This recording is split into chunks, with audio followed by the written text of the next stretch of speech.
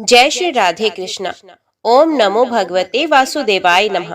आप सभी का जय मां कंजुक चैनल में हार्दिक स्वागत है। आज के वीडियो में हम एकादशी व्रत पारण में तुलसी माता की कथा प्रस्तुत करने जा रहे हैं। उम्मीद करती हूँ कथा का पूरा फल लेने के लिए आप कथा को शुरू से लेकर अंत तक जरूर श्रवण करेंगे, क्योंकि कथा का पूरा फल हमें कथा को पूरा सुनने से ही मिलता है। आधा अधूरा छोड़ने से हम सिर्फ पाप के भागीदार बनते हैं।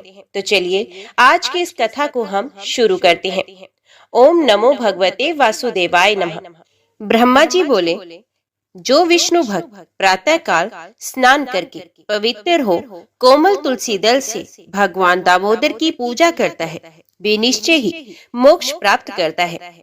जो भक्ति से रहत है, वे यदि स्वर्ण आदि से भी भगवान की पूजा करे तो भी वे उसकी पूजा ग्रहण नहीं करते। सभी वर्णों के लिए भक्ति ही सबसे उत्कृष्ट मानी गई है। भक्तिहीन कर्म भगवान विष्णु को प्रसन्न करने वाला नहीं होता। यदि तुलसी के आधे पत्ते से भी प्रतिदिन भक्ति पूर्वक भगवान की पूजा की जाए तो भी वे स्वयं आकर दर्शन देते हैं। पूर्व काल में भक्त विष्णुदास भक्ति पूर्वक तुलसी पूजन से शीघ्र ही विष्णु धाम को चला गया हो राजा चोल उसके तुलना में गौण हो गए। अब तुलसी का महात्म्य सुनो। वे पाप का नाश और पुण्य की वृद्धि करने वाली है। अपनी लगाई हुई तुलसी जितना ही अपने मूल का विस्तार करती है, उतने ही सहस्र युगों तक मनुष्य ब्रह्मलोक में प्रतिष्ठित होता है। यदि कोई तुलसी संयुक्त जल में स्नान करता है तो वे सब पापों से मुक्त होकर भगवान विष्णु के लोक में आनंद का अनुभव करता है। महामुनि, जो लगाने के लिए तुलसी का संग्रह करता है और लगाकर तुलसी का वन तैयार कर देता है, वे उतने से ही पाप मुक्त होकर ब्रह्मभाव को प्राप्त होता है। जिसके घर में तुलसी का बगीचा विद्यमान है, उसका वे घर तीर्थ के समान है। वहाँ यमराज के दूत नहीं जाते। तुलसी वन सब पापों को नष्ट करने वाला, पुण्यमय तथा अभीष्ट कामनाओं को देने वाला है। जो श्रेष्ठ मानव तुलसी का बगीचा लगाते हैं, वे यमराज को नहीं देखते। जो मनुष्य तुलसी काष्ठ संयुक्त गंध धारण करता है, क्रियमाण पाप उसके शरीर का स्पर्श तक नहीं कर पाते। जहाँ तुलसी वन की छाया होती है, वहीं पितरों की तृप्ति के लिए श्राद्ध करना चाहिए। जिसके मुख में, कान में और मस्तक पर तुलसी का पत्ता दिखाई देता है, उसके ऊपर यमराज भी दृष्टि नहीं डाल सकते। फिर दूतों की तो बात ही क्या है। जो प्रतिदिन आदर पूर्वक तुलसी की महिमा सुनता है, वे सब पापों से मुक्त होकर ब्रह्मलोक को जाता है। पूर्व काल की बात है। कश्मीर देश में हरिमेधा और सुमेधा नामक दो ब्राह्मण थे, जो भगवान विष्णु की भक्ति में संलग्न रहते थे। उनके हृदय में संपूर्ण प्राणियों के प्रति दया भाव थी। वे सब तत्वों का यथार्थ मर्म समझने वाले थे। किसी समय वे दोनों श्रेष्ठ ब्राह्मण तीर्थ यात्रा के लिए चले। जाते जाते किसी दुर्गम वन में वे परिश्रम से व्याकुल हो गए। वहां उन्होंने एक स्थान पर तुलसी का वन देखा। उनमें से सुमेधा ने वे तुलसी का महान वन देखकर उसकी परिक्रमा की और भक्ति पूर्वक प्रणाम किया। ये देखकर हरिमेधा ने तुलसी का महात्म्य और फल जानने के लिए बड़ी प्रसन्नता के साथ बार बार पूछा, हे ब्राह्मण, अन्य देवताओं, तीर्थों, व्रतों और मुख्य मुख्य ब्राह्मणों के रहते हुए तुमने तुलसी वन का क्यों प्रणाम किया एवं उसकी परिक्रमा क्यों की? सुमेधा बोला, महाभाग सुनो, यहाँ धूप सता रही है, इसलिए हम लोग उस बरगद के समीप चलते हैं। उसकी छाया में बैठकर मैं यथार्थ रूप से सब बात बताऊंगा। वहां विश्राम करके सुमेधा ने हरिमेधा से कहा, विप्रवर, पूर्व काल में दुर्वासा के शाप से जब इंद्र का ऐश्वर्य छीन गया था, उस समय ब्रह्मा आदि देवताओं और असुरों ने मिलकर क्षीर सागर का मंथन किया था। उससे ऐरावत हाथी, कल्प वृक्ष, चंद्रमा, लक्ष्मी, उच्चे श्रवा घोड़ा, कौस्तुभ मणि तथा धन्वंतरी रूप भगवान श्री हरि और दिव्य औषधियां प्रकट हुई। तदंतर अजरता और अमरता प्रदान करने वाले उस अमृत कलश को दोनों हाथों में लिए हुए श्री विष्णु बड़े हर्ष को प्राप्त हुए। उनके नेत्रों से आनंद के अश्रु की कुछ बूंदें उस अमृत के ऊपर गिरी। उनसे तत्काल ही मंडलाकार तुलसी उत्पन्न हुई। इस प्रकार वहां प्रकट हुई लक्ष्मी तथा तुलसी को ब्रह्मा आदि देवताओं ने श्री हरि की सेवा में समर्पित कर दिया और भगवान ने उन्हें ग्रहण कर लिया। तब से तुलसी जी जगदीश्वर श्री विष्णु की अत्यंत प्रिय करने वाली हो गई। संपूर्ण देवता भगवत प्रिया तुलसी की श्री विष्णु के समान ही पूजा करते हैं। भगवान नारायण संसार के रक्षक हैं और तुलसी उनकी प्रियतमा है, इसलिए मैंने उन्हें प्रणाम किया है। सुमेधा इस प्रकार कह ही रहे थे कि सूर्य के समान अत्यंत तेजस्वी एक विशाल विमान उनके निकट ही दिखाई दिया। उन दोनों के आगे ही वे बरगद का वृक्ष गिर पड़ा और उससे दो दिव्य पुरुष निकले जो अपने तेज से सूर्य के समान संपूर्ण दिशाओं को प्रकाशित कर रहे थे। उन दोनों ने हरि मेधा और सुमेधा को प्रणाम किया। उन्हें देखकर वे दोनों ब्राह्मण भय से विवल हो गए और आश्चर्यचकित होकर बोले, आप दोनों कौन हैं? देवताओं के समान आपका सर्व मंगल में स्वरूप है। आप नूतन मंदार की माला धारण किए हुए देवता प्रतीत हो रहे हैं। उन दोनों के इस प्रकार पूछने पर वृक्ष से निकले हुए पुरुष बोले, विप्रवरो, आप दोनों ही हमारे माता पिता और गुरु हैं। बंधु आदि भी आप ही हैं, आप ही दोनों हैं। इतना कहकर उनमें से जो ज्येष्ठ था वे बोला, मेरा नाम आस्तिक है, मैं देवलोक का निवासी हूँ। एक दिन मैं नंदन वन में एक पर्वत पर क्रीड़ा करने के लिए गया। वहाँ देवांगनाओं ने मेरे साथ इच्छा अनुसार विहार किया। उस समय युवतियों के मोती और बेला के हार तपस्या करते हुए लोमश मुनि के ऊपर गिर पड़े। वे सब देखकर मुनि को बड़ा क्रोध हुआ। उन्होंने सोचा, स्त्रियां तो परतंत्र होती हैं, अतः ये उनका अपराध नहीं, ये दुराचारी आस्तिक ही शाप पाने योग्य है। ऐसा निश्चय करके उन्होंने मुझे शाप दे दिया, अरे तू ब्रह्म राक्षस होकर बरगद के वृक्ष पर निवास कर। फिर मैंने विनय पूर्वक जब उन्हें प्रसन्न किया, तब उन्होंने शाप से मुक्त होने की अवधि भी निश्चित कर दी। जब तू किसी ब्राह्मण के मुख से भगवान विष्णु का नाम और तुलसी दल की महिमा सुनेगा, तब तत्काल तुझे उत्तम मोक्ष प्राप्त होगा।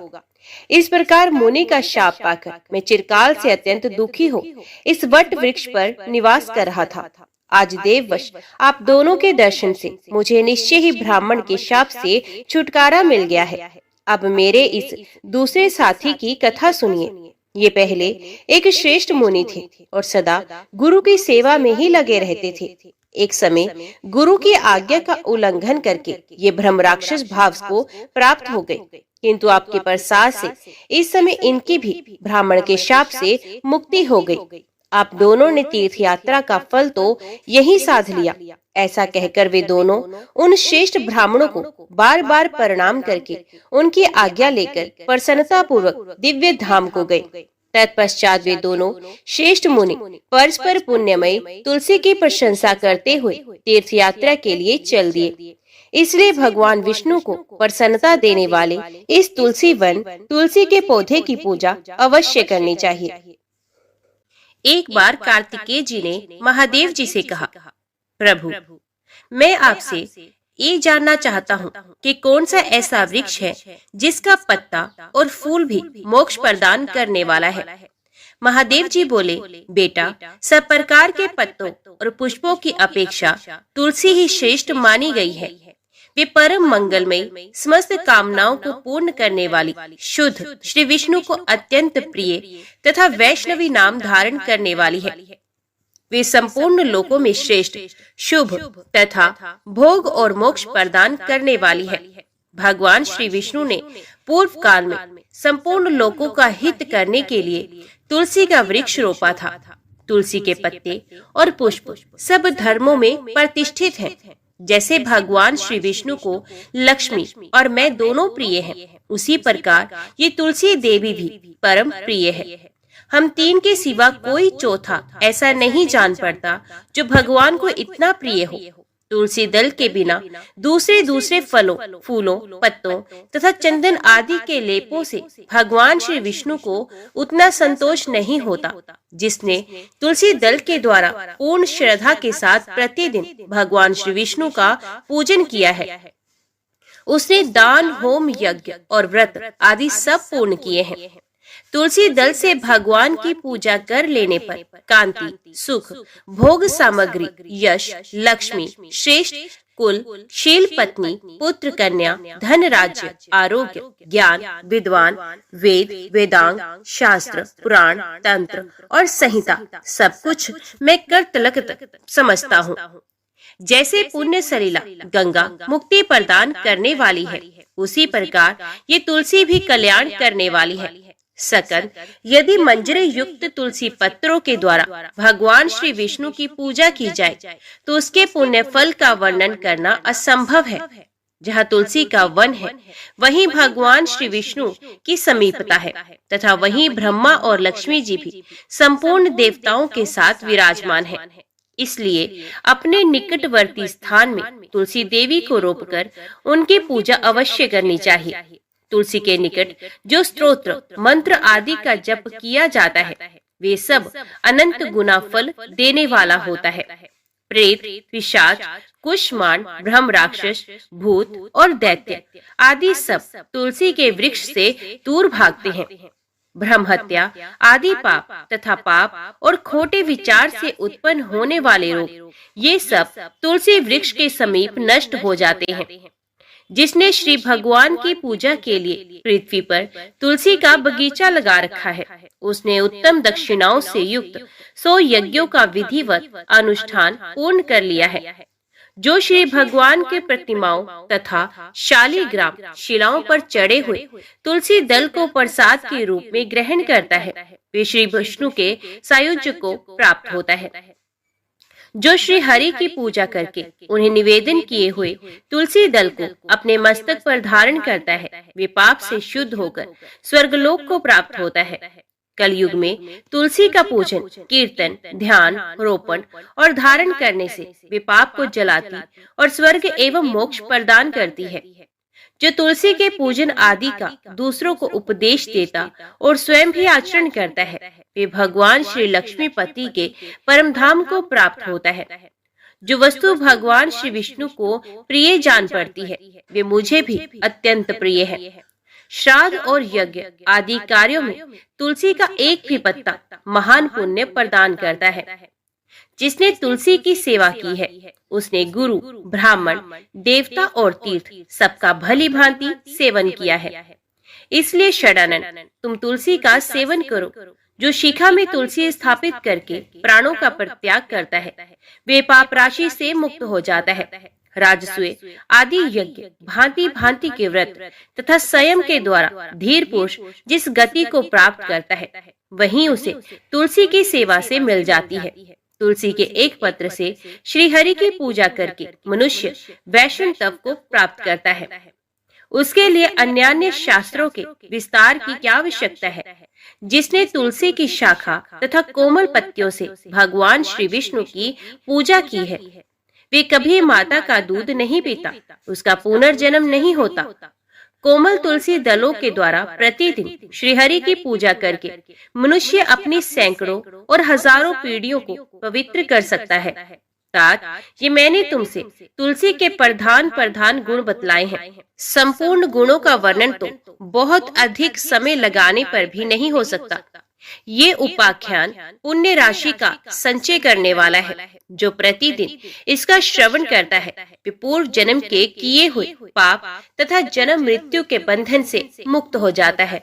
बेटा, इस अध्याय के पाठ करने वाले मनुष्य को कभी रोग नहीं सताते, अज्ञान उसके निकट नहीं आता, उसकी सदा विजयी होती है। ब्राह्मणों ने कहा, गुरुदेव, हमने आपके मुख से तुलसी के पत्र और पुष्प का शुभ महात्म्य सुना, जो भगवान श्री विष्णु को बहुत ही प्रिय है। अब हम लोग तुलसी के पुण्य में स्तोत्र का श्रवण करना चाहते हैं। व्यास जी बोले, हे ब्राह्मणों, पहले सकंद पुराण में मैं जो कुछ बतला आया हूँ वो यहाँ भी कहता हूँ। शतानंद मुनि के शिष्य कठोर व्रत का पालन करने वाले थे। उन सबों ने एक दिन अपने गुरु को प्रणाम करके परम पुण्य और हित की बात पूछी। शिष्यों ने कहा, हे नाथ, ब्रह्मवेत्ताओं में श्रेष्ठ, आपने पूर्व काल में ब्रह्मा जी के मुख से तुलसी जी के जिस स्तोत्र का श्रवण किया था उसको हम आपसे सुनना चाहते हैं। शतानंद जी बोले, हे शिष्यगण, तुलसी का नाम उच्चारण करने पर असुरों का दर्प दलन करने वाले भगवान श्री विष्णु प्रसन्न होते हैं। मनुष्य के पाप नष्ट हो जाते हैं तथा उसे अक्षय पुण्य की प्राप्ति होती है, जिसके दर्शन मात्र से करोड़ों गोदान का फल होता है। उस तुलसी का पूजन और वंदन लोग क्यों न करें। कलयुग के संसार में वे मनुष्य धन्य हैं जिनके घर में शालिग्राम शिला का पूजन संपन्न करने के लिए प्रतिदिन तुलसी का वृक्ष भूतल पर लहलहाता रहता है। जो कलयुग में भगवान श्री केशव की पूजा के लिए पृथ्वी पर तुलसी का वृक्ष लगाते हैं, उन पर यदि यमराज अपने किंकरों सहित रुष्ट हो जाए तो भी वे उनका क्या कर सकते हैं। तुलसी, तुम अमृत से उत्पन्न हो और केशव को सदा ही प्रिय हो। हे कल्याणी, मैं भगवान की पूजा के लिए तुम्हारे पत्तों को चुनता हूँ। तुम मेरे लिए वरदायिनी बनो। तुम्हारे श्रीअंगों से उत्पन्न होने वाले पत्रों और मंजरियों द्वारा मैं सदा ही जिस प्रकार श्रीहरि का पूजन कर सकूं वैसा उपाय करो। पवित्रांगी तुलसी, तुम कलिमल का नाश करने वाली हो। इस भाव के मंत्रों से जो तुलसी दलों को चुनकर उनसे भगवान वासुदेव का पूजन करता है, उसकी पूजा का करोड़ गुना फल मिलता है। देवेश्वरी, बड़े बड़े देवता भी तुम्हारे प्रभाव का गायन करते हैं। मुनि, सिद्ध, गंधर्व, पाताल निवासी, साक्षात नागराज शेष तथा संपूर्ण देवता भी तुम्हारे प्रभाव को नहीं जानते हैं। केवल भगवान श्री विष्णु ही तुम्हारी महिमा को पूर्ण रूप से जानते हैं। जिस समय क्षीर समुद्र के मंथन का उद्योग प्रारंभ हुआ था, उस समय श्री विष्णु के आनंदाश से तुम्हारा प्रादुर्भाव हुआ। पूर्व काल में श्री हरि ने तुम्हें अपने मस्तक पर धारण किया था। देवी, उस समय श्री विष्णु के शरीर का संपर्क पाकर तुम परम पवित्र हो गई हो। तुलसी, मैं तुम्हें प्रणाम करता हूँ। तुम्हारे श्रीअंग से उत्पन्न पत्रों द्वारा जिस प्रकार श्री हरि की पूजा कर सकूं, ऐसी कृपा करो जिससे मैं निर्विघ्नता पूर्वक परम गति को प्राप्त हूँ। साक्षात श्री कृष्ण ने तुम्हें गोमती तट पर लगाया और बढ़ाया था। वृंदावन में विचरते समय उन्होंने संपूर्ण जगत और गोपियों के हित के लिए तुलसी का सेवन किया। जगत प्रिय तुलसी, पूर्व काल में वशिष्ठ जी के कथनानुसार श्री रामचंद्र जी ने भी राक्षसों का वध करने के उद्देश्य से सरयू के तट पर तुम्हें लगाया था। तुलसी देवी, मैं तुम्हें प्रणाम करता हूँ। श्री रामचंद्र जी से वियोग हो जाने पर अशोक वाटिका में रहते हुए जनक किशोरी सीता ने तुम्हारा ही ध्यान किया था, जिससे उन्हें पुण्य अपने प्रियतम का समागम प्राप्त हुआ। पूर्व काल में हिमालय पर्वत पर भगवान शंकर की प्राप्ति के लिए पार्वती देवी ने तुम्हें लगाया और अपनी अभीष्ट सिद्धि के लिए तुम्हारा सेवन किया था। तुलसी देवी, मैं तुम्हें नमस्कार करता हूँ। संपूर्ण देवांगनाओं और किन्नरों ने भी दुस्वपन का नाश करने के लिए नंदन वन में तुम्हारा सेवन किया था। देवी, तुम्हें मेरा नमस्कार है। धर्मरान्य गया में साक्षात पितरों ने तुलसी का सेवन किया था। दंडकारण्य में भगवान श्री रामचंद्र ने अपने हित साधन की इच्छा से परम पवित्र तुलसी का वृक्ष लगाया तथा लक्ष्मण और सीता ने भी बड़ी भक्ति के साथ उसे पोसा था। जिस प्रकार शास्त्रों में गंगा जी को त्रिभुवन व्यापिनी कहा गया है, उसी प्रकार तुलसी देवी भी संपूर्ण चराचर जगत में दृष्टि गोचर होती हैं। तुलसी का ग्रहण करके मनुष्य पातकों से मुक्त हो जाता है। अरे और तो और मनीश्वरों, तुलसी के सेवन से ब्रह्म हत्या भी दूर हो जाती है। तुलसी के पत्ते से टपकता हुआ जल जो अपने सर पर धारण करता है, उसे गंगा स्नान और 10 गोदान का फल प्राप्त होता है। देवी, मुझ पर प्रसन्न हो। देवेश्वरी, हरि प्रिय, मुझ पर प्रसन्न हो जाओ। क्षीर सागर के मंथन से प्रकट हुई तुलसी देवी, मैं तुम्हें प्रणाम करता हूँ। द्वादशी की रात्रि में जागरण करके जो इस तुलसी स्तोत्र का पाठ करता है, भगवान श्री विष्णु उसके 32 अपराध क्षमा करते हैं। बाल्यावस्था, कुमार अवस्था, जवानी और बुढ़ापे में जितने पाप किए होते हैं, वे सब तुलसी स्तोत्र के पाठ से नष्ट हो जाते हैं।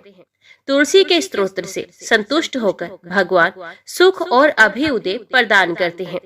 जिस घर में तुलसी का स्तोत्र लिखा हुआ विद्यमान रहता है, उसका कभी अशुभ नहीं होता।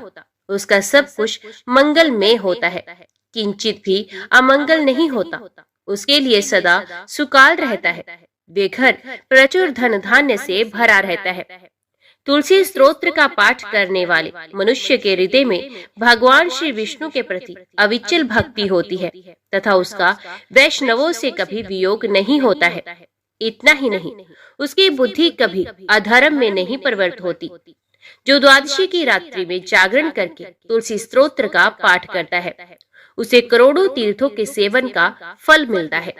धर्मराज ने तुलसी की महिमा बताते हुए कहा, ब्राह्मण पत्तों की जितनी जातियां हैं, उन सब में तुलसी भगवान श्री विष्णु को अधिक प्रिय है।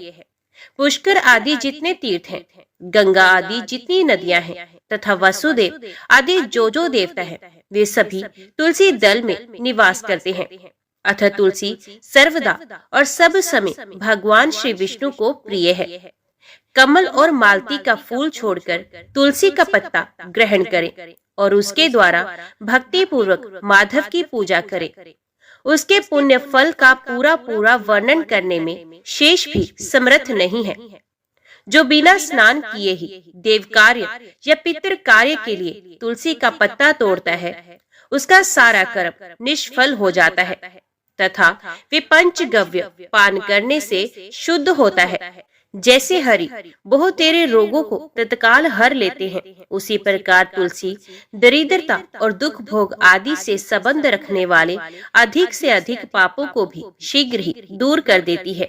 तुलसी काले रंग के पत्तों वाली हो या हरे रंग की, उसके द्वारा श्री मधुसूदन की पूजा करने से प्रत्येक मनुष्य विशेष भगवान का भक्त नर से नारायण हो जाता है। जो पूरे वैशाख भर तीनों संध्याओं के समय तुलसी दल से मधुहंता श्री हरि का पूजन करता है, उसका पुण्य इस संसार में जन्म नहीं होता है। फूल और पत्तों के ना मिलने पर अन्न आदि के द्वारा धान, गेहूं, चावल अथवा जौ के द्वारा भी सदा श्री हरि का पूजन करे। तत्पश्चात सर्वदेवमय भगवान विष्णु की प्रदक्षिणा करे। इसके बाद देवताओं, मनुष्यों, पितरों तथा चराचर जगत का तर्पण करना चाहिए। अभी श्रवण कीजिए शिव द्वारा वर्णित तुलसी शालिग्राम तथा प्रयाग तीर्थ का महात्म्य। शिव ने नारद से कहा, भगवान शिव बोले, हे नारद सुनो, अब मैं तुलसी का महात्म्य बताता हूँ, जिसे सुनकर मनुष्य जन्म से लेकर मृत्यु पर्यंत किए हुए पाप से छुटकारा पा जाता है। तुलसी का पत्ता, फूल, फल, मूल, शाखा, शाल, तना और मिट्टी आदि सभी पावन है। जिनका मृत शरीर तुलसी काष्ठ की आग से जलाया जाता है, वे विष्णु लोक में जाते हैं। मृत पुरुष यदि अगम्य गमन आदि महान पापों से ग्रस्त हो तो भी तुलसी काष्ठ की अग्नि से देह का दाह संस्कार होने पर वे शुद्ध हो जाता है। जो मृत पुरुष के संपूर्ण अंगों में तुलसी का काष्ठ देकर पश्चात उसका दाह संस्कार करता है, वे भी पाप से मुक्त हो जाता है। जिसकी मृत्यु के समय श्रीहरि का कीर्तन और स्मरण हो तथा तुलसी की लकड़ी से उसके शरीर का दाह किया जाए, उसका पुनर्जन्म नहीं होता। यदि दाह संस्कार के समय अन्य लकड़ियों के भीतर एक भी तुलसी का काष्ठ हो तो करोड़ों पापों से युक्त होने पर भी मनुष्य की मुक्ति हो जाती है। तुलसी की लकड़ी से मिश्रित होने पर सभी काष्ठ पवित्र हो जाते हैं। तुलसी काष्ठ की अग्नि से मृत मनुष्य का दाह होता देख विष्णु दूत ही आकर उसे वैकुंठ में ले जाते हैं। यमराज के दूत उसे नहीं ले जा सकते। वे करोड़ों जन्मों के पापों से मुक्त हो भगवान श्री विष्णु को प्राप्त होता है। जो मनुष्य तुलसी काष्ठ की अग्नि में जलाए जाते हैं, उन्हें विमान पर बैठाकर वैकुंठ में जाते देख देवता उनके ऊपर पुष्पांजलि चढ़ाते हैं। ऐसे पुरुष को देखकर भगवान विष्णु और शिव संतुष्ट होते हैं तथा श्री जनार्दन उसके सामने जाकर हाथ पकड़कर उसे अपने धाम में ले जाते हैं। जिस अग्निशाला अथवा शमशान भूमि में घी के साथ तुलसी काष्ठ की अग्नि प्रज्वलित होती है, वहां जाने से मनुष्य का पातक भस्म हो जाता है। जो ब्राह्मण तुलसी काष्ठ की अग्नि में हवन करते हैं, उन्हें एक एक भात के दाने अथवा एक एक तिल में अग्निष्टोम यज्ञ का फल मिलता है। जो भगवान को तुलसी काष्ठ का धूप देता है वे उसके फल स्वरूप 100 यज्ञानुष्ठान तथा 100 गोदान का पुण्य प्राप्त करता है। जो तुलसी की लकड़ी की आंच से भगवान का नैवेद्य तैयार करता है उसका वे अन्न यदि थोड़ा सा भी भगवान केशव को अर्पण किया जाए तो वे मेरु के समान अन्नदान का फल देने वाला होता है। जो तुलसी काष्ठ की आग से भगवान के लिए दीपक जलाता है उसे 10 करोड़ दीप दान का पुण्य मिलता है। इस लोक में पृथ्वी पर उसके समान वैष्णव दूसरा कोई नहीं होता। जो भगवान श्री कृष्ण को तुलसी काष्ठ का चंदन अर्पण करता तथा उनके श्री विग्रह में उस चंदन को भक्ति पूर्वक लगाता है वे सदा श्री हरि के समीप रमण करता है। जो मनुष्य अपने अंग में तुलसी की कीचड़ लगाकर श्री विष्णु का पूजन करता है उसे एक ही दिन में 100 दिनों के पूजन का पुण्य मिलता है। जो पितरों के पिंड में तुलसी दल मिलाकर दान करता है उसके दिए हुए एक दिन के पिंड से पितरों को 100 वर्षों तक तृप्ति बनी रहती है। तुलसी की जड़ की मिट्टी के द्वारा विशेष रूप से स्नान करना चाहिए। इससे जब तक वे मिट्टी शरीर में लगी रहती है तब तक स्नान करने वाले पुरुष को तीर्थ स्नान का फल मिलता है। जो तुलसी की नई मंजरी से भगवान की पूजा करता है उसे नाना प्रकार के पुष्पों द्वारा किए हुए पूजन का फल मिलता है। जब तक सूर्य और चंद्रमा है तब तक वे उसका पुण्य भोगता है। जिस घर में तुलसी वृक्ष का बगीचा है उसके दर्शन और स्पर्श से भी ब्रह्म हत्या आदि सारे पाप नष्ट हो जाते हैं। जिस घर, गांव अथवा वन में तुलसी का वृक्ष हो वहाँ वहाँ जगदीश्वर श्री विष्णु प्रसन्नचित होकर निवास करते हैं। उस घर में दरिद्रता नहीं आती और वे बंधुओं से वियोग नहीं होता। जहाँ तुलसी विराजमान होती है वहाँ दुख, भय और रोग नहीं ठहरते। यूं तो तुलसी सर्वत्र ही पवित्र होती है किंतु पुण्य क्षेत्र में वे अधिक पावन मानी गई है। भगवान के समीप पृथ्वी तल पर तुलसी को लगाने से सदा विष्णु पर बैकुंठ धाम की प्राप्ति होती है। तुलसी द्वारा भक्ति पूर्वक पूजित होने पर शांति कारक भगवान श्री हरि भयंकर उत्पातों, रोगों तथा अनेक दुर्निमित्तों का भी नाश करते हैं। जहाँ तुलसी की सुगंध लेकर हवा चलती है वहाँ की 10 दिशाएं और चारों प्रकार के जीव पवित्र हो जाते हैं। मुनि श्रेष्ठ, जिस ग्रह में तुलसी के मूल की मिट्टी मौजूद है वहाँ संपूर्ण देवता तथा कल्याण में भगवान श्री हरि सर्वदा स्थित रहते हैं।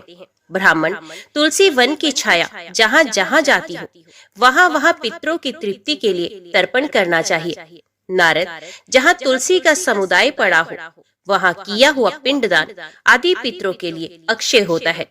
तुलसी की जड़ में ब्रह्मा, मध्य भाग में भगवान जनार्दन तथा मंजरी में श्री रुद्र देव का निवास है। इसी से वे पावन मानी गई है। विशेष शिव मंदिर में यदि तुलसी का वृक्ष लगाया जाए तो उससे जितने बीज तैयार होते हैं उतने ही युगों तक मनुष्य स्वर्गलोक में निवास करता है। जो पार्वण श्रद्धा के अवसर पर श्रावण मास में तथा संक्रांति के दिन तुलसी का पौधा लगाता है उसके लिए वे अत्यंत पुण्यदायिनी होती है। जो प्रतिदिन तुलसी दल से भगवान की पूजा करता है वे यदि दरिद्र हो तो धनवान हो जाता है। तुलसी की मूर्ति संपूर्ण सिद्धियां प्रदान करती है। वे श्री कृष्ण की कीर्ति प्रदान करती है। जहाँ शालिग्राम की शिला होती है वहाँ श्री हरि का सानिध्य बना रहता है। वहाँ किया हुआ स्नान और दान काशी से 100 गुना अधिक महत्वशाली है। शालिग्राम की पूजा से कुरुक्षेत्र, प्रयाग तथा नैमिषारण्य की अपेक्षा कोटि गुना पुण्य मिलता है। जहाँ कहीं शालिग्राम में मुद्रा हो वहाँ काशी का सारा पुण्य प्राप्त हो जाता है। मनुष्य ब्रह्म हत्या आदि जो कुछ पाप करता है वे सब शालिग्राम शिला की पूजा से शीघ्र ही नष्ट हो जाता है।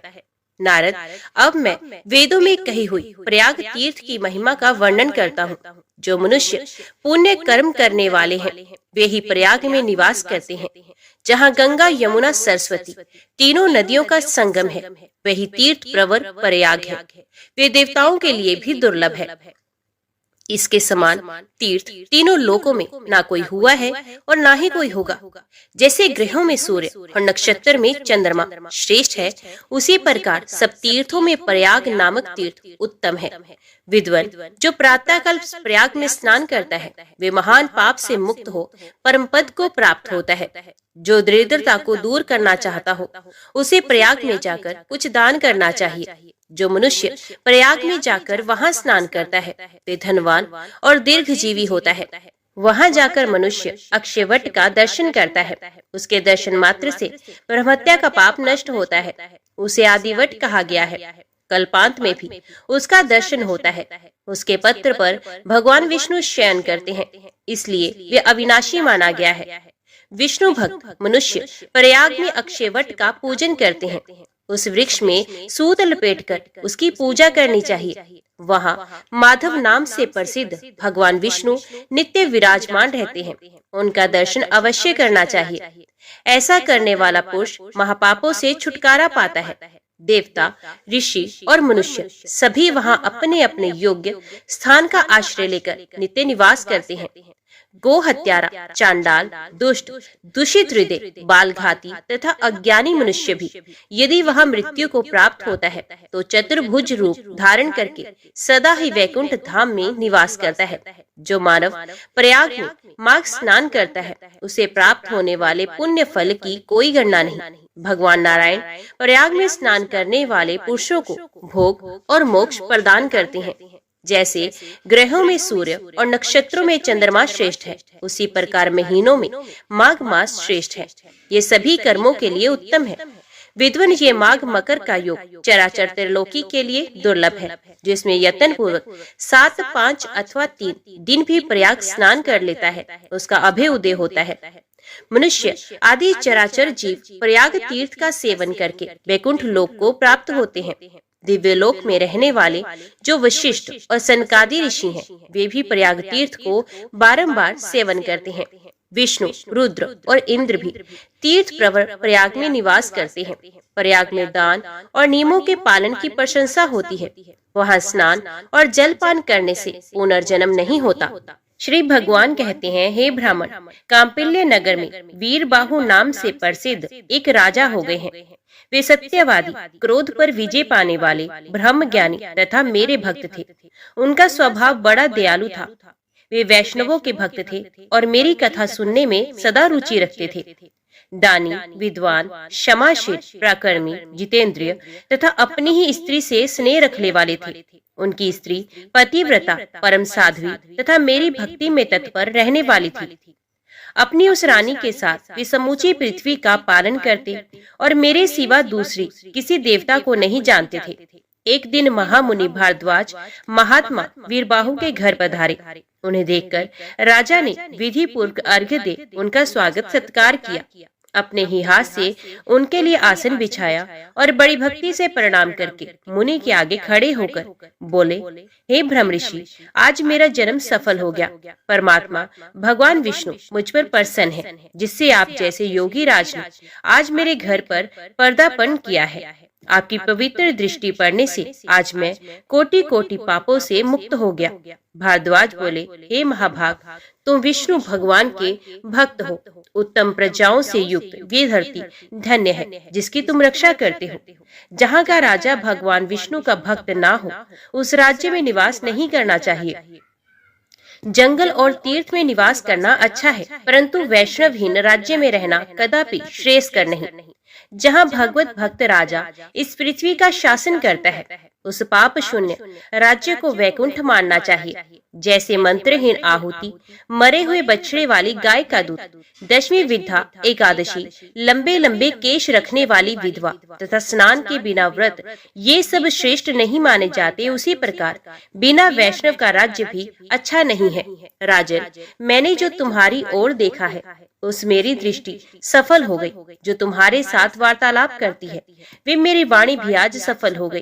तुम भगवान विष्णु के भजन में तत्पर रहने वाले परम पवित्र राजा हो। मैंने तुम्हारा दर्शन कर लिया। तुम्हारा कल्याण हो, तुम सुखी रहो। अब मैं जाऊंगा। इसी समय महारानी कांतिमती ने भी आकर मुनि श्रेष्ठ भारद्वाज को प्रणाम किया। तब मुनि ने उन्हें आशीर्वाद देते हुए कहा, सुंदरी, तुम सौभाग्यवती और पतिव्रता रहो। शुभे, भगवान विष्णु में तुम्हारी अविचल भक्ति हो। तत्पश्चात राजा ने पूछा, मुनि श्रेष्ठ, मैंने पूर्व जन्म में कौन सा पुण्य किया जिससे मुझे अकंटक राज्य, गुणवान पुत्र, मुझ में मन लगाए रखने वाली परम सुंदरी एवं भगवत भक्त पत्नी आदि की प्राप्ति हुई। मुने, मैं कौन था और मेरी ये स्त्री कौन थी? भारद्वाज ने कहा, राजन, तुम पूर्व जन्म में जीव हिंसा प्राण शूद्र थे, नास्तिक, दुराचारी, परिस्त्रीगामी, कृतघ्न, उदंड और सदाचार शून्य थे। परंतु तुम्हारी जो स्त्री थी, ये पूर्व जन्म में भी तुम्हारी ही पत्नी थी। इसके लिए मन, वाणी और क्रिया द्वारा सेवन करने योग्य तुम्हारे सिवा दूसरा कोई नहीं था। ये पतिव्रता नारी निरंतर तुम्हारी ही सेवा में रहती थी। तुम पाप कर्मी थे, इसलिए मित्रों ने तुम्हारा साथ छोड़ दिया, भाई बंधुओं ने तुम्हारा त्याग कर दिया। तुम्हारे पूर्वजों ने जो धन संचित कर रखा था वे सब नष्ट हो गया। धन नष्ट हो जाने पर भी तुम्हें भोग की अभिलाषा ज्यों की त्यों बनी रही। पूर्व कर्मों के परिणाम से तुम्हारी खेती भी चौपट हो गई। उस दशा में सबने तुम्हें छोड़ दिया, परंतु इस साध्वी स्त्री ने प्रतिदिन क्षीण काय होती हुई भी तुम्हें नहीं छोड़ा।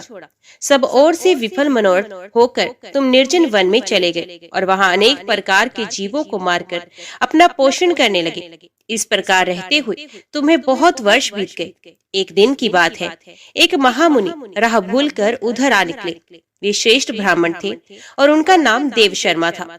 उन्हें दिशा का भी ज्ञान नहीं था। वे भूख और प्यास के अत्यंत पीड़ित होकर दोपहर के समय वन में गिर पड़े। उस दुख से पीड़ित ब्राह्मण को देखकर तुम्हारे मन में दया आ गई। वे बूढ़े थे और तुमसे अपरिचित भी थे, तो भी तुमने उनका हाथ पकड़ उठाया और कहा, ब्रह्म ऋषि, तुम कृपा करके मेरे आश्रम पर चलो। वहाँ जल से भरा हुआ सरोवर है जो कमलों के समुदाय से सदा सुशोभित रहता है। वे आश्रम सुंदर फल फूलों वाले मनोहर वृक्षों से घिरा हुआ है। वहाँ ठंडे जल में स्नान करके नित्य क्रम करो, उसके बाद फल खाओ और शीतल जल पियो। ब्राह्मण को कुछ कुछ चेत हुआ और वे उस शूद्र का हाथ पकड़कर जलाशय के समीप बैठ गए।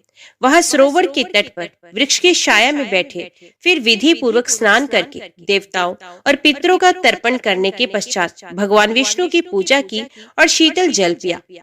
वृक्ष के नीचे आकर जब वे विश्राम करने लगे, तब वो शूद्र ने अपनी स्त्री के साथ आकर मुनि को साष्टांग प्रणाम किया और बड़ी भक्ति से कहा, ब्रह्म ऋषि, आप हमारे अतिथि हैं और हम दोनों का उद्धार करने के लिए ही यहाँ पधारे हैं। आपके दर्शन मात्र से हमारे सब पापों का नाश हो गया। ये कहकर उसने अपनी स्त्री से कहा, प्रिय, इन ब्राह्मण देवता के लिए तुम स्वादिष्ट, कोमल, सरस, पके हुए तथा प्रिय लगने वाले फल अर्पण करो। ब्राह्मण बोला, बेटा, मैं तुम्हें नहीं जानता। पहले तुम अपनी जाति और कुल का परिचय दो, क्योंकि बिना जाने हुए ब्राह्मण के यहाँ भी भोजन नहीं करना चाहिए। शूद्र ने कहा, हे द्विश्रेष्ठ, मैं शूद्र हूँ। मेरे दुष्ट बंधुओं ने मुझे त्याग दिया है। वे दोनों इस प्रकार बात कर ही रहे थे, इतने में ही शूद्र की पत्नी ने ब्राह्मण के आगे फल परोस दिए। ब्राह्मण ने उन फलों का भोजन किया और ठंडा जल पीकर उनका चित्त बहुत प्रसन्न हुआ। वहाँ सुख पाकर उन्होंने वृक्ष के नीचे विश्राम किया। शूद्र ने भी घर में जाकर अपनी पत्नी के साथ भोजन किया और फिर ब्राह्मण के समीप आकर कहा, मुनि श्रेष्ठ, आप कहाँ से इस निर्जन वन में आए हैं? ब्राह्मण ने उत्तर दिया, हे महाभाग, मैं ब्राह्मण हूँ और प्रयाग जाना चाहता हूँ। अपरिचित मार्ग से चलकर इस भयंकर वन में आ गया। तुमने आज मुझे जीवन दान दिया, बोलो मैं तुम्हारा क्या उपकार करूं? शूद्र बोला, राजा भीम से सुरक्षित विदर्भ नगरी मेरा निवास स्थान है। मैं महाराष्ट्र प्रांत का रहने वाला हूँ। मेरी जाति शूद्र है। मैं सदा पाप में ही लगा रहा। अपने वर्ण धर्म को मैंने छोड़ दिया। फिर बंधुओं ने मुझे त्याग दिया और मैं इस वन में चला आया। यहाँ प्रतिदिन जीव हिंसा करके अपनी स्त्री के साथ जीवन निर्वाह करता हूँ। महामुने, अब इस पातक से मुझे अत्यंत खेद और वैराग्य हो गया है। प्रभु, मुझ पापी के ऊपर कुछ दया कीजिए। द्विश्रेष्ठ, मेरे किसी पूर्व पुण्य के प्रभाव से आप यहाँ आए हैं। अब कृपा करके ऐसा उपदेश दे जिसके प्रभाव से मुझे अपनी पत्नी के साथ यमराज का दर्शन न करना पड़े। मैं भगवान विष्णु को छोड़कर और कुछ नहीं चाहता। देव शर्मा ने कहा, शूद्र, सहसा तुम्हारे मन में भगवान विष्णु के ऊपर जो ऐसी पूर्ण श्रद्धा बुद्धि हुई है, इससे तुम तीर्थ और व्रत के बिना ही करोड़ों पापों से मुक्त हो गए हो। आतिथ्य, सत्कार और भक्ति से तुम्हें भगवान विष्णु का पद प्राप्त हुआ। यूं कहकर देव शर्मा ब्राह्मण तीर्थराज प्रयाग को चले गए। राजन, तुमने जो कुछ भी पूछा था वे सब कुछ मैंने तुमसे कह सुनाया।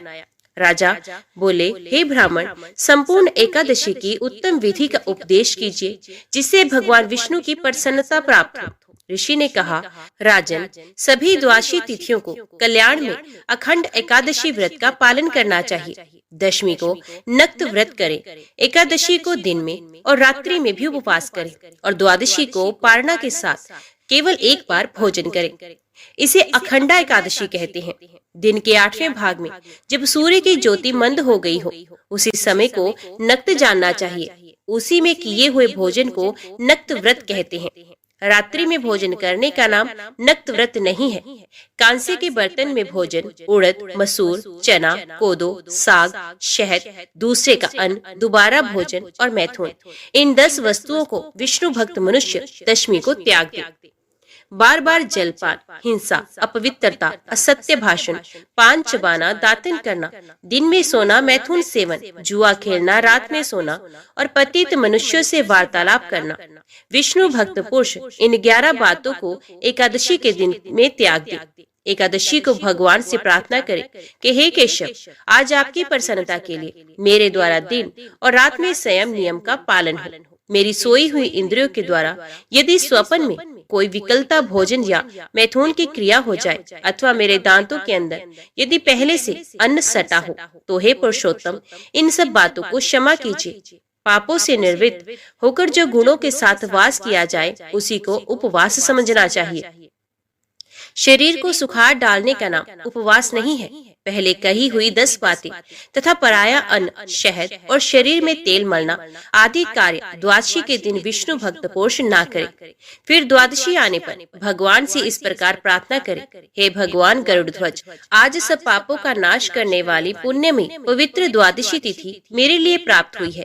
इसमें मैं पारण करूंगा, अब प्रसन्न होइए। तदंतर ब्राह्मणों को भोजन कराकर स्वयं भोजन करें। इस विधि से जब तक वर्ष की समाप्ति हो तब तक विद्वान पुरुष एकादशी व्रत करता रहे। वर्ष पूरा होने पर उसका उद्यापन करे। हर मास के शुभ शुक्ल पक्ष में एकादशी का उद्यापन किया जाता है। उसमें विधि के जानने वाले 12 ब्राह्मणों को आमंत्रित करके 13वें विद्यज्ञ आचार्य को पत्नी सहित आमंत्रित करे। यजमान स्नान करके पवित्र हो, श्रद्धा एवं इंद्रिय संयम पूर्वक पादम, अर्घ्य और वस्त्र आदि सामग्रियों से आचार्य आदि का पूजन करे। तत्पश्चात आचार्य उत्तम रंगों से चक्र कमल संयुक्त सर्वतो भद्र मंडल बनाए। उस मंडल को श्वेत वस्त्र से आवेष्टित करे। फिर पंच पल्लव तथा पंच रत्न से युक्त कर्पूर और अगुरु की सुगंध से वासित जल पूर्ण कलश को लाल कपड़े से वेष्टित करके उसके ऊपर तांबे का पूर्ण पात्र रखे। साथ ही उस कलश को फूलों की मालाओं से भी आवेष्टित करे और उसे सर्वतो भद्र मंडल के ऊपर स्थापित करे। कलश के ऊपर भगवान श्री लक्ष्मी नारायण की स्थापना करे। तदंतर 12 मासों के अधिपतियों की स्थापना करके अखंड व्रत की पूर्ति के लिए उनका पूजन करना चाहिए। मंडल से पूर्व भाग में शुभ शंख की स्थापना करते हुए कहें, हे पांचजन्य, तुम पहले समुद्र से उत्पन्न हुए, फिर भगवान विष्णु ने तुम्हें अपने हाथों में धारण किया। संपूर्ण देवताओं ने तुम्हारे रूप को संवारा है, तुम्हें नमस्कार है। फिर सर्वतो ब्रह्मंडल के उत्तर दिशा में हवन के लिए वेदी बनाए और संकल्प पूर्वक वेदोक्त विष्णु संबंधी मंत्रों से हवन करें। फिर भगवान विष्णु की प्रतिमा का स्थापन और पुरुष सुख एवं पौराणिक शुभ मंत्रों से उसका पूजन करें। नैवेद्य चढ़ाएं, धूप दीप आदि उपहार भेंट करके आरती उतारें। फिर यक्ष कर्दम, कर्पूर, अगुर, कस्तूरी और कंकोल से बनाए हुए अंग लेप से पूजा करके परिक्रमा करें। ब्राह्मणों से स्वसित वाचन कराकर नमस्कार करें। उसके बाद ब्राह्मणों को आचार्य आदि क्रम से वैदिक मंत्रों का जप करना चाहिए। जबकि अंत में भगवान विष्णु का कलश के ऊपर स्थापन करना चाहिए। सवेरे दिन निकलने पर नीचे लिखे क्रम से हवन करें। यज्ञ अग्नि क्रिया प्रायण पुरुष पहले पात्र स्थापन करके विधि पूर्वक पूजा करने के पश्चात स्तुति करे। उसके बाद अपनी शाखा के गृह सूत्र में बताई हुई विधि के अनुसार चरु पूर्वक होम करे। चरु 2 पात्रों में तैयार करे। पुरुष सूक्त के मंत्र से चरु की 16 आहुतियां दे तथा घृत युक्त पायस द्वारा 4 बार श्रेष्ठ आहुति प्रदान करे।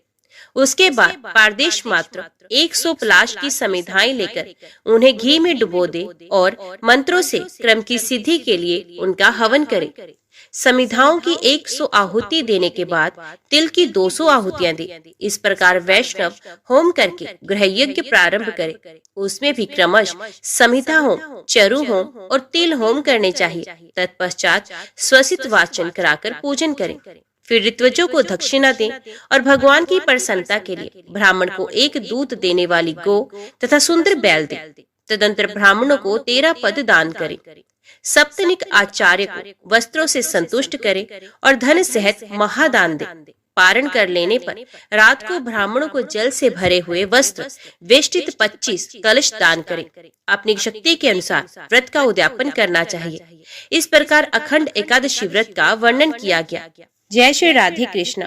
ओम नमो भगवते वासुदेवाय नमः। आज की वीडियो में इतना ही। उम्मीद करती हूँ वीडियो आपको पसंद आई होगी। वीडियो पसंद आई हो तो वीडियो को लाइक और चैनल को सब्सक्राइब जरूर कीजिएगा। जय श्री हरि लिखकर कमेंट बॉक्स में अपनी हाजिरी और अपने सुझाव देना ना भूलिएगा। तो मिलते हैं अगली कथा अगली वीडियो के साथ। तब तक के लिए देखते व सुनते रहिए। जय मां कंजक, जय माता दी।